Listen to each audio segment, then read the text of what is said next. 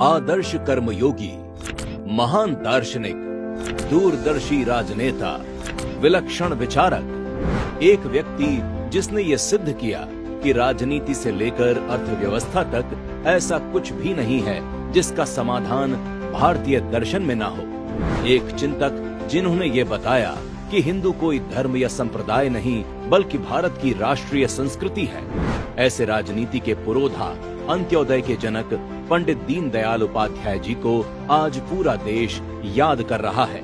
बाल्यकाल में ही जीवन के संघर्षों ने पंडित दीनदयाल उपाध्याय जी की पर्याप्त परीक्षा ली। असमय माता पिता और भाई बहन की मृत्यु हुई। अत्यंत मेधावी होने के बाद भी ऐसी स्थिति आ गई कि उन्हें अपनी मास्टर्स की पढ़ाई तक छोड़नी पड़ी।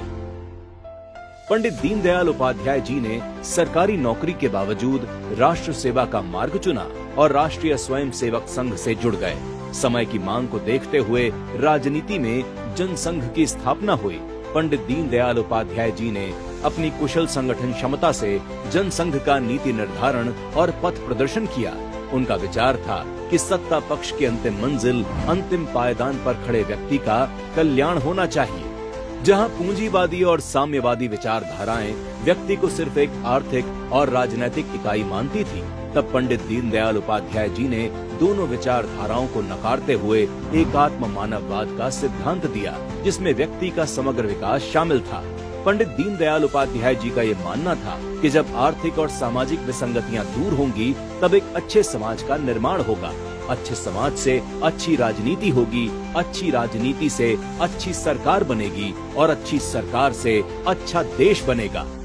11 फरवरी 1968 का वो काला दिन जब मां भारती के सपूत चिर निद्रा में लीन हो गए, लेकिन जीवित हैं उनके सिद्धांत, उनकी शिक्षाएं, जिन पर चलकर मोदी सरकार सबका साथ सबका विकास करके अंत्योदय का संकल्प पूर्ण कर रही है। विनम्रता और शुचिता की प्रतिमूर्ति पंडित दीनदयाल उपाध्याय जी की पुण्यतिथि पर शत शत नमन।